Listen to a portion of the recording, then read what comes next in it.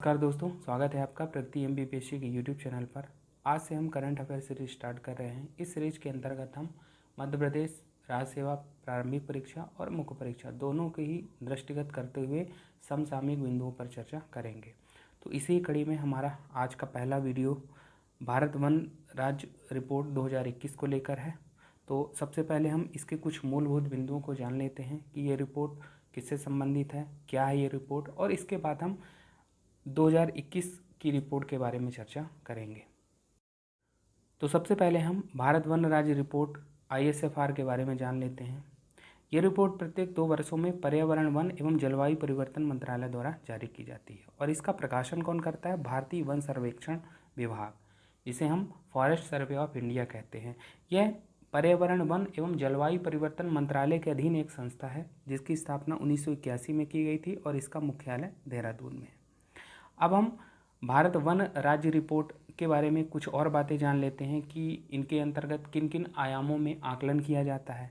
तो इसमें भारत के वनावरण, वृक्षावरण, India's forest and tree cover, बांस संसाधन, कार्बन भंडार, मैंग्रोव आवरण, वनाग्नि प्रवण क्षेत्र इत्यादि का आकलन किया जाता है। तो अगर ये पूछा जाए कि ISFR के अंतर्गत आकलन किन किन का किया जाता है, तो वो होगा भारत के वनावरण और वृक्षावरण का, बांस संसाधन का, कार्बन भंडार का, मैंग्रोव आवरण का, वनाग्नि प्रवण क्षेत्र और भी चीज़ें हैं। अगर इसके महत्व की बात करें कि ISFR का क्या उपयोग है, इसका क्या महत्व है, तो ISFR का उपयोग वन प्रबंधन के साथ साथ वानिकी और कृषि वानिकी क्षेत्रों में योजना बनाने और नीति निर्माण में किया जाता है। तो इस प्रकार से हमें इन बिंदुओं को ध्यान रखना है। मुख्य परीक्षा की दृष्टि से ये बिंदु महत्वपूर्ण है। प्रारंभिक परीक्षा में तो इनके बारे में पूछा जा सकता है कि भारतीय वन सर्वेक्षण विभाग की स्थापना कब की गई, ये रिपोर्ट कौन जारी करता है, ठीक है। तो ये इस दृष्टि से ये बिंदु महत्वपूर्ण है। चलते हैं और आगे। अब हम ISFR 2021 जो जनवरी 2022 में ये रिपोर्ट प्रकाशित हुई उसके बारे में जान लेते हैं। ISFR 2021 ये 17वीं रिपोर्ट है। ऐसी पहली रिपोर्ट वर्ष 1987 में प्रकाशित की गई थी। इस रिपोर्ट में कुछ नए अध्याय जोड़े गए हैं, तो उनके बारे में हम जान लेते हैं। हो सकता है हमारी परीक्षा में पूछे जाए। तो पहली बात है इसमें कि भारत के टाइगर रिजर्व, टाइगर कॉरिडोर और शेर संरक्षण क्षेत्रों में वनावरण के आकलन का एक नया अध्याय जोड़ा गया है। अगली बात है इसमें कि जमीन के ऊपर बायोमास, एबव ग्राउंड बायोमास का अनुमान भी इसके अंतर्गत लगाया जाएगा। जमीन के ऊपर बायोमास के अंतर्गत आप पेड़ को सम्मिलित कर सकते हैं, कूड़ा करकट, सूखे पत्ते, इन सब को आप सम्मिलित कर सकते हैं। जबकि आप जमीन के नीचे जो बायोमास है उसके अंतर्गत जड़ों को सम्मिलित कर सकते हैं। तो ये भी एक नया अध्याय जोड़ा गया है। एक नया अध्याय और जो जोड़ा गया है वो भारतीय वनों में जलवायु परिवर्तन हॉटस्पॉट का मानचित्रण। तो हमें ध्यान रखना है कि कुछ नए अध्याय जोड़े गए हैं, उनमें से ये हैं। चलते हैं और आगे। अब हम आगे चलते हैं और ISFR 2021 के निष्कर्षों पर एक नज़र डालते हैं। सबसे पहले हम यहाँ पर कुछ शब्दावलियों की पहचान कर लेते हैं, जैसे कि फॉरेस्ट कवर क्या है, अति सघन वन से क्या मतलब है, मध्यम सघन वन से क्या मतलब है, खुले वन से क्या मतलब है, और आगे आप देखेंगे कुछ शब्दावलियाँ आएंगी, जैसे गैर वन क्षेत्र का क्या मतलब है, झाड़ियों का क्या मतलब है, और भी एक शब्द आएगा। जैसे आप आगे चलेंगे तो एक शब्द आएगा आगे, ये जैसे है कि ट्री कवर का क्या मतलब है। तो इसमें थोड़ा बहुत हमें समझ बनानी चाहिए। तो सबसे पहले हम समझ लेते हैं कि फॉरेस्ट कवर का क्या मतलब है। फॉरेस्ट कवर का मतलब क्या है, तो पर्यावरण, वन एवं जलवायु परिवर्तन मंत्रालय फॉरेस्ट कवर की परिभाषा क्या बताता है कि 10% से अधिक कैनोपी डेंसिटी वाली सभी भूमि जिसका क्षेत्रफल 1 हेक्टेयर से अधिक हो, तो उसको हम वन आवरण के रूप में कहेंगे, ठीक है। यहाँ पर कैनोपी डेंसिटी का क्या मतलब है, इसे हिंदी में वृक्ष छत्र घनत्व कहते हैं। इसका मतलब है ये एक ऐसा कोई क्षेत्र हो सकता है जो पेड़ों से घिरा हुआ हो, ठीक है, तो उसे हम कैनोपी डेंसिटी कहेंगे। तो वृक्ष जो फॉरेस्ट कवर है, वनावरण के संदर्भ में कैनोपी डेंसिटी 10% से अधिक वाली भूमि होगी और उसका क्षेत्रफल अगर आकार की बात करें तो 1 हेक्टेयर से अधिक होगा। अब अगर हम ट्री कवर को समझें, जिसे हम वृक्ष आवरण कहते हैं, तो ये वन आवरण के बाहर के क्षेत्र होंगे, जिसे हम कहेंगे ट्री आउटसाइड फॉरेस्ट, और इसका आकार 1 हेक्टेयर से कम होगा, ठीक है। और उन पेड़ों को भी ट्री कवर के अंतर्गत लिया जाता है जो बिखरे हुए या सड़कों पे लगे हुए हैं, तो ये सब ट्री कवर के अंतर्गत आते हैं। तो हमने दो चीज़ें समझी कि एक फॉरेस्ट कवर क्या है और एक ट्री कवर क्या है। कुछ और चीज़ें समझते हैं, जैसे अति सघन वन, मध्यम सघन वन। तो भारतीय वन सर्वेक्षण के अनुसार वृक्षों की 4 श्रेणियां हैं। एक अति सघन वन है, मध्यम सघन वन है, खुले वन हैं, झाड़ियां हैं, गैर वन भी हैं। तो अति सघन वन का मतलब है कि जहाँ पर कैनोपी डेंसिटी 70% से अधिक हो। मध्यम सघन वन के संदर्भ में कैनोपी डेंसिटी 40 से 70% के बीच मानी जाती है। वहीं खुले वन या ओपन फॉरेस्ट के संदर्भ में कैनोपी डेंसिटी 10 से 40% के बीच मानी जाती है।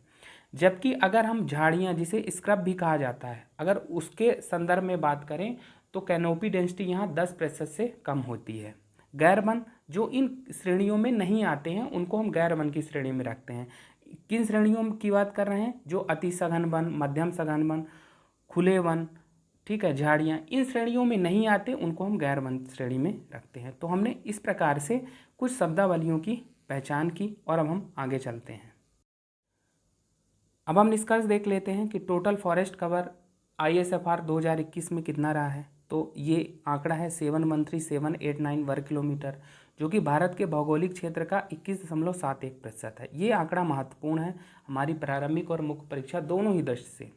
अब अगर हम 21.71% को देखें तो हमने कहा था कि इसमें अति सघन वन आते हैं, मध्यम सघन वन आएंगे, खुले वन आएंगे। तो इनका क्या प्रतिशत है? 3.04% अति सघन वन है इनमें से, 9.33% मध्यम सघन वन है, वहीं खुले वन का प्रतिशत इनमें से 9.34% है। जब आप इन सबको जोड़ देंगे तो 21.71% मिल जाएगा। तो हमने यहाँ पर बात की कि वन क्षेत्र कितना है, 21.71%। वही झाड़ियाँ, जिसे हम स्क्रब कहते हैं, वो 1.42% है। और गैर वन कितना हो गया? जब आप इसको जोड़ के 100 में से घटा देंगे तो 76.87% ये गैर वन क्षेत्र हो जाएगा और ये टोटल 100 हो जाएगा। तो ये आंकड़े हमें ध्यान रखने हैं, बस इतना ही ध्यान रखना है। अगर हम 2019 से तुलना करें तो कुल वनावरण में आप देखेंगे कि 1540 वर्ग किलोमीटर की वृद्धि हुई है। तो ये हमें जानना है कि एग्जैक्ट आंकड़ा नहीं भी जानेंगे तो भी चल जाएगा, क्योंकि हमको बस यहाँ पर कुछ आंकड़े तुलनात्मक रूप से ध्यान रखने हैं कि कहाँ ग्रोथ हुई है और कहाँ कमी हुई है। तो आप देखेंगे कि जो VDF है, वेरी डेंस फॉरेस्ट, अति सघन वन में आप देखेंगे कि 501 वर्ग किलोमीटर की वृद्धि हुई है, जबकि मध्यम सघन वन में 1582 वर्ग किलोमीटर की कमी हुई है। तो ये डाटा महत्वपूर्ण है, पूछा जा सकता है। वहीं ओपन फॉरेस्ट, जिसे हम खुला वन कहते हैं, वहाँ पर 2621 वर्ग किलोमीटर की वृद्धि हुई है। झाड़ियों के मामले में भी 242 वर्ग किलोमीटर की वृद्धि हुई। तो ये आंकड़े हमें ध्यान रखना है, मुख्य परीक्षा में भी ये आंकड़े प्रयोग किए जा सकते हैं, प्रारंभिक परीक्षा में भी पूछा जा सकता है। अब हम आगे चलते हैं और कुछ प्रारंभिक परीक्षा की दृष्टि से महत्वपूर्ण तथ्य देख लेते हैं। जैसे कुल वनावरण में शीर्ष राज्य मध्य प्रदेश है, अरुणाचल प्रदेश है, छत्तीसगढ़ है। तो ये प्रश्न पूछा जा सकता है कि सर्वाधिक वनावरण किस राज्य का है, तो उसका उत्तर होगा मध्य प्रदेश। अगर हम प्रतिशत के मामले में बात करेंगे कि प्रतिशत के आधार पर वनावरण में पहला राज्य कौन है, तो उसका नाम होगा मिजोरम। यहाँ पर 84.53% इसके भौगोलिक क्षेत्र का वनावरण है। उसके बाद है अरुणाचल प्रदेश और मेघालय। ठीक है, और आगे चलते हैं कि वन क्षेत्र में सर्वाधिक वृद्धि वाला राज्य कौन सा है, तो वो आंध्र प्रदेश है और यहाँ पर 647 वर्ग किलोमीटर की वृद्धि हुई। ये सर्वाधिक वृद्धि वाला राज्य है। वन क्षेत्र में सर्वाधिक कमी वाला राज्य अरुणाचल प्रदेश है, यहाँ पर 257 वर्ग किलोमीटर वनावरण में कमी आई है। तो ये फैक्ट प्रारंभिक परीक्षा की दृष्टि से महत्वपूर्ण है, तो इनको ध्यान रखना है। चलते हैं आगे और ट्री कवर के बारे में जान लेते हैं। तो ट्री कवर, जैसा कि हमने बात की थी कि ट्री कवर का मतलब क्या है कि जो वन आवरण के बाहर के पेड़ होते हैं, इनका आकार 1 हेक्टेयर से कम क्षेत्र पर होता है और सड़कों पर लगे बिखरे हुए वृक्ष, ये सब ट्री कवर के अंतर्गत आते हैं। ठीक है, तो इसके अगर हम कुछ आंकड़ों की बात करें तो कुल वृक्षावरण कितना है, 95748 वर्ग किलोमीटर, जो भारत के भौगोलिक क्षेत्र का 2.91% है। महत्वपूर्ण है यह आंकड़ा। सर्वाधिक वृक्षावरण वाला राज्य महाराष्ट्र, प्रारंभिक परीक्षा में पूछा जा सकता है। अगर हम 2019 से तुलना करें तो यहाँ भी 721 वर्ग किलोमीटर की वृद्धि हुई है। अब हम और आगे चलते हैं और एक आंकड़ा देखते हैं कि जो कहा जाता है कि राष्ट्रीय वन नीति 1988 में कहा गया है कि देश के जहाँ पर हमने लक्ष्य रखा है कि देश के भौगोलिक क्षेत्र का कम से कम 1/3 या 33% भाग वन आवरण और वृक्ष आवरण से आच्छादित होना चाहिए। तो जब हम इन दोनों ही आंकड़ों को मिला देंगे, कहने का आशय है कि अभी हमने यहाँ पर देखा कि फॉरेस्ट कवर हमारे यहाँ कितना है 713,789, जो कि भौगोलिक क्षेत्र का 21.71% है। ठीक है, और हमने यहाँ पर बात की थी कि 1540 वर्ग किलोमीटर की वृद्धि हुई है 2019 की तुलना में। वहीं अभी हमने ट्री कवर पढ़ा कि ये 95748 है, 2.91% भौगोलिक क्षेत्र का, और यहाँ पर भी 721 वर्ग किलोमीटर की वृद्धि हुई है। तो जब हम इन दोनों आंकड़ों को जोड़ देंगे तो हमको टोटल फॉरेस्ट और ट्री कवर देश का मिल जाएगा, जो कि 809537 है, जो भौगोलिक क्षेत्र का 24.62% है। और वांछनीय कितना है कि 33% होना चाहिए, तो अभी भी यहाँ पर कमी है। अगर हम देखें कि टोटल ग्रोथ कितनी है, तो अगर 2019 से तुलना करें तो अगर आप 1540 और 721 को जोड़ देंगे तो 2261 वर्ग किलोमीटर वनावरण में और वृक्ष आवरण में वृद्धि हुई है। तो ये आंकड़े महत्वपूर्ण है, हमको ध्यान रखना है। यहाँ से परीक्षा में पूछा जा सकता है, हम मुख्य परीक्षा में वैल्यू एडिशन में भी ये आंकड़े रख सकते हैं। और आगे चलते हैं, अब हम मैंग्रोव आवरण के बारे में जान लेते हैं कि ISFR 2021 में मैंग्रोव आवरण को लेकर क्या आंकड़े रहे हैं। तो कुल क्षेत्रफल मैंग्रोव आवरण का कितना है 4992 वर्ग किलोमीटर, 5000 वर्ग किलोमीटर से कम है, जो देश के भौगोलिक क्षेत्र का 0.15% है। तो ये आंकड़ा महत्वपूर्ण है, हमें ध्यान रखना है। मैंग्रोव आवरण वाले शीर्ष राज्य या केंद्र शासित प्रदेशों में सबसे पहला स्थान है पश्चिम बंगाल का। यहाँ पर कुल मैंग्रोव कवर का 42.33% आता है। दूसरे नंबर पर गुजरात है, तीसरे नंबर पर अंडमान निकोबार द्वीप समूह है। और आगे चलते हैं, अगर हम 2019 से इसकी तुलना करें तो कुल क्षेत्रफल में यहाँ भी 17 वर्ग किलोमीटर की वृद्धि हुई है। ठीक है, तो ध्यान रखना है मैंग्रोव आवरण में वृद्धि करने वाले राज्यों में उड़ीसा है, महाराष्ट्र है। तो ध्यान रखना है कि आपदा प्रबंधन, पर्यावरण, GS और निबंध के विषयों में भी इन सब डाटा का प्रयोग किया जा सकता है। प्रारंभिक परीक्षा में भी ये पूछे जा सकते हैं। और आगे चलते हैं और बांस संसाधन के संदर्भ में जो भी रिपोर्ट के आंकड़े हैं उसे देख लेते हैं। बांस संसाधन के अंतर्गत आप देखेंगे कि बांस धारित कुल क्षेत्र कितना है 149443 वर्ग किलोमीटर। अगर हम 2019 से तुलना करें तो एक महत्वपूर्ण जानकारी यहाँ पर मिलती है कि कुल क्षेत्रफल में 10,594 वर्ग किलोमीटर की कमी हुई है। तो ध्यान रखना कि बांस संसाधन 2019 की तुलना में घटा है। ठीक है, बांस धारित कुल क्षेत्र घटा है। तो एक और आंकड़ा यहाँ पर आप देखेंगे कि बांस धारित क्षेत्र में सर्वाधिक वृद्धि वाला राज्य कौन सा है, मिजोरम। और आगे चलते हैं, इसमें कुछ और फैक्ट हैं उन्हें देख लेते हैं कि बांस धारित क्षेत्र में सर्वाधिक कमी वाला राज्य मध्य प्रदेश है। राज्य के भौगोलिक क्षेत्र के प्रतिशत के आधार पर बांस धारित क्षेत्र के मामले में शीर्ष राज्य कौन रहा है, मध्य प्रदेश रहा है। तो ये आंकड़े हमें ध्यान रखने हैं। चलते हैं और आगे, अब हम वन कार्बन भंडार फॉरेस्ट कार्बन स्टॉक के बारे में कुछ आंकड़े जो ISFR 2021 में सामने आए उन्हें देख लेते हैं कि वन में कुल कार्बन भंडार कितना है 7204 मिलियन टन। वनों में कार्बन भंडार का सबसे बड़ा संचय कहाँ है, मृदा जैविक कार्बन, जिसे सॉइल ऑर्गेनिक कार्बन कहा जा रहा है। अगर हम 2019 से तुलना करें तो देश के कार्बन भंडार में 79.4 मिलियन टन कार्बन भंडार की वृद्धि हुई है। तो यहाँ भी ग्रोथ है। ठीक है, तो ध्यान रखना है ये आंकड़े। और आगे चलते हैं, अब हम वनाग्नि प्रवण क्षेत्र फायर प्रोन फॉरेस्ट एरिया के आंकड़े देख लेते हैं जो ISFR 2021 में प्रकाशित हुए हैं।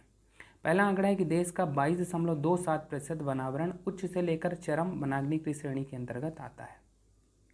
दूसरा आंकड़ा है कि भारतीय वन सर्वेक्षण द्वारा दर्ज वनाग्नि की सर्वाधिक संख्या वाले राज्यों में उड़ीसा है, मध्य प्रदेश है, छत्तीसगढ़ है। तो ये आंकड़े हमें ध्यान रखना है, हमारे आपदा प्रबंधन वाले हिस्से में ये आंकड़े प्रयोग किए जा सकते हैं।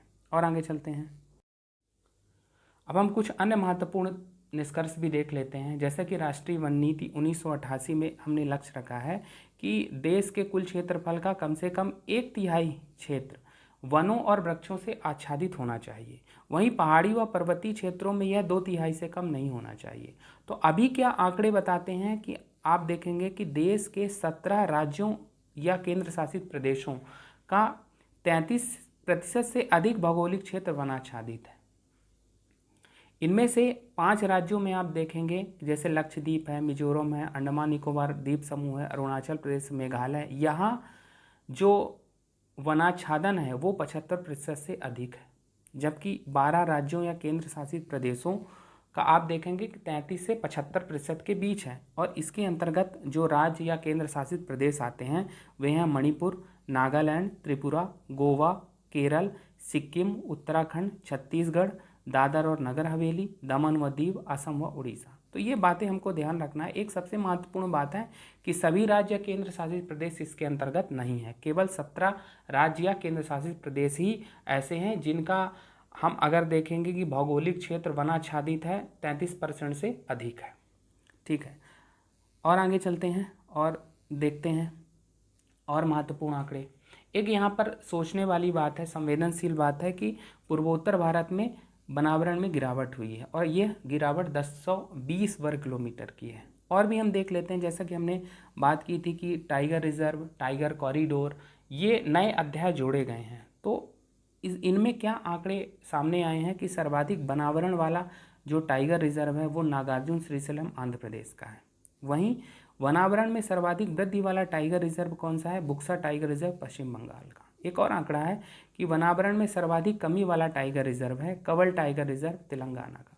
तो इस प्रकार से हमने ISFR 2021 से संबंधित महत्वपूर्ण निष्कर्ष और आंकड़े पढ़े जो हमारी परीक्षा की दृष्टि से महत्वपूर्ण है। ये प्रारंभिक परीक्षा में डायरेक्ट पूछे जा सकते हैं और मुख्य परीक्षा में हम इनको वैल्यू एडिशन में प्रयोग कर सकते हैं, GS हो चाहे निबंध हो।